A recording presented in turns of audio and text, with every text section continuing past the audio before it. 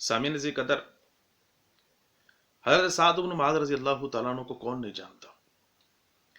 ہر مسجد کے ہر ممبر میں ان کا تذکرہ ہوتا ہے، جن کی وفات پر اللہ رب العزت کا عرش بھی ہل گیا تھا، جن کے جنازے میں فرشتوں کی حاضری ہوئی تھی، جن کو جب دفن کیا گیا تو ان کی قبر سے مشک کی خوشبو آ رہی تھی، اور جن کی وفات اور جس کے جسم سے روح اس حال میں نکل رہی ہے کہ ان کی آنکھیں آقا کریم صلی اللہ علیہ وسلم کا دیدار کر رہی ہیں، اور رسول کریم صلی اللہ علیہ وسلم نے ان کے چہرے اقدس کو، ان کے سر مبارک کو اپنی گود مبارک میں رکھا ہوا ہے، اور وہ یوں کہہ کر اس دنیا سے رخصت ہو رہے ہیں، السلام علیکہ یا رسول اللہ صلی اللہ علیہ وسلم۔ اگر ان کی زندگی کا مطالعہ کیا جائے